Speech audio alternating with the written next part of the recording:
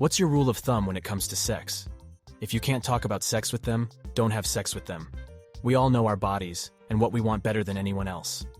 You will never have bad sex again if you have it with someone you can talk about it with before, during, and afterwards. My mom has told me on multiple occasions, if you can use your mouth to go down on someone, you can use it to communicate, and you shouldn't be going down on someone if you can't. Practice good hygiene prior, especially trimming the fingernails. Not just trim, but use a fucking emery board or run them up and down your jeans a bit to smooth out the edges. Also, wash your hands after running your nails up and down your jeans. I know when each of you last washed your jeans, and frankly, I'm horrified. It's not fun unless we're both having fun. If she's having fun, I'm having fun. Along those same lines, I've always told my partners the biggest turn-on for me is if they're turned on and enjoying themselves. Don't forget where you put down the keys if you're using handcuffs. And definitely don't use zip ties. Ever. Oh yeah, no. Learned that the hard way. Ended up getting loose with one of those little Swiss Army knife saws, but never again was way too shitty of an experience. FYI to anyone who ignores this advice. You can use a pair of tweezers to unlock zip ties by pressing down the tab that locks them in place, then just pulling the zip tie loose. I stared off into space wondering where I would pull that pair of tweezers from if I was zip tied. Then realized that some people might have someone else to help them. I think I need to give my head a wobble. Always pee afterwards, and before, and during. Bring a towel. Don't forget to bring a towel. Maybe if I just get a little sex. Never moan the wrong name whilst in handcuffs. F. Wash your dick first. I'm not kidding. Don't give her a UTI. Wash your dick. Ideally, wash your entire body by taking a shower, but if you're pressed for time, at least wash your dick. Who in their right mind doesn't attend regular personal hygiene in a moment leading to an intimate settings? Young dudes, don't use porn as a guide. Most women don't want to be choked or spanked or whatever you see on Spank Bang.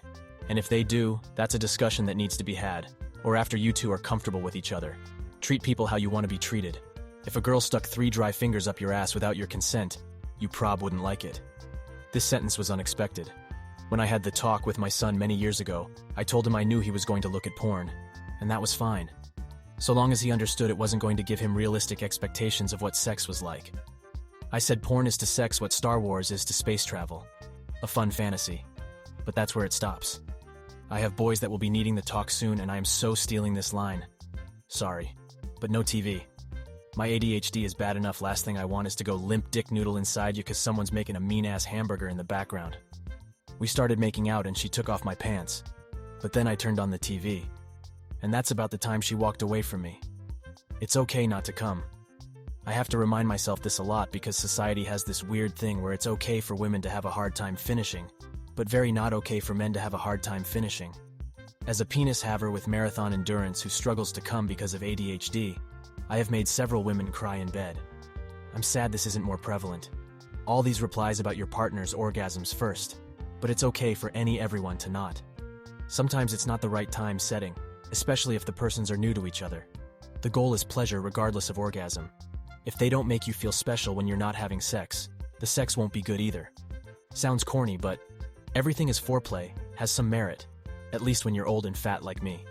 Meaning that every interaction matters, and those benign little nothing kindnesses make your partner feel appreciated, and seen, and loved, and that matters some sexy time.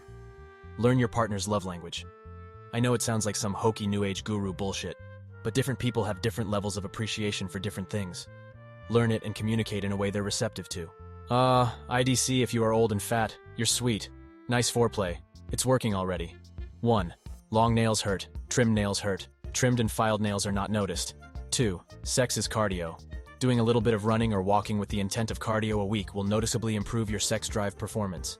3. Hydrate 2 days before and keep hydrating. 4.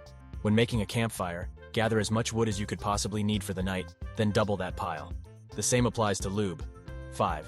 Ask hard questions bluntly. Permission is not assumed. 6. It's not, I'm gonna come.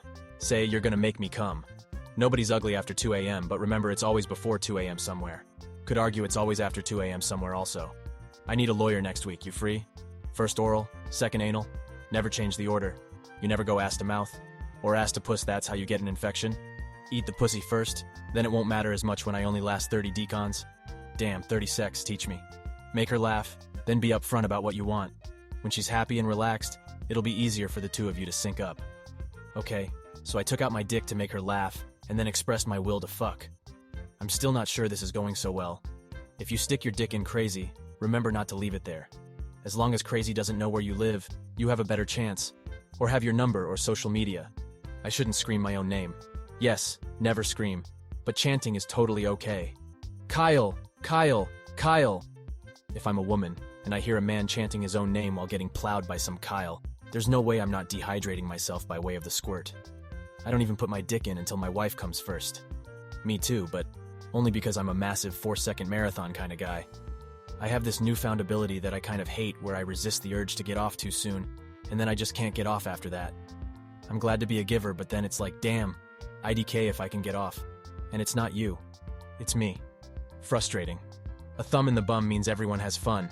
We had one, yes, but how about a second thumb?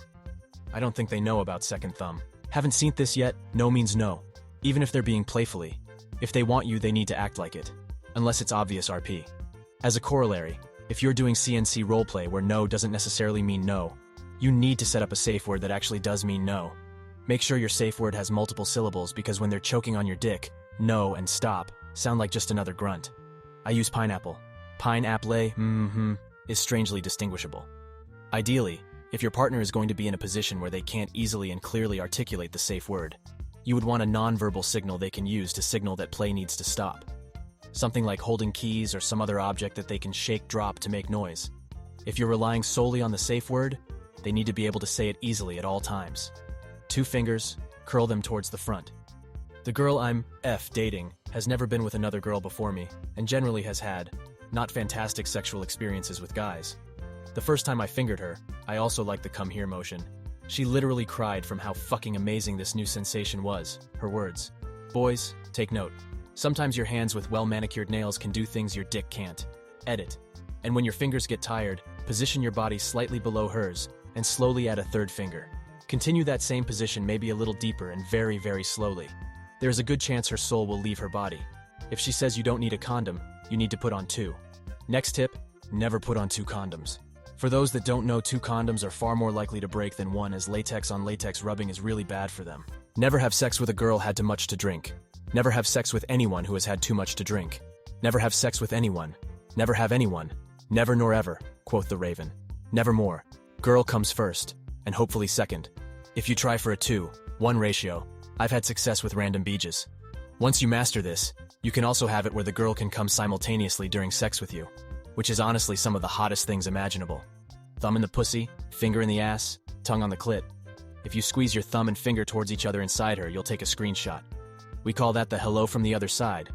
If you barely know the person, don't have sex. Not only do you risk STDs and STIs, but God forbid it results in an unwanted pregnancy, or they accuse you of sexual assault or surprise you fucked a minor. You'd think that people are going to be smart when having sex with randos, and they are, but their partner can easily be manipulating them. That or don't try and deflect accountability when shit hits the fan. Even if you're at a 21 and over bar, don't act like you had no control over your loins.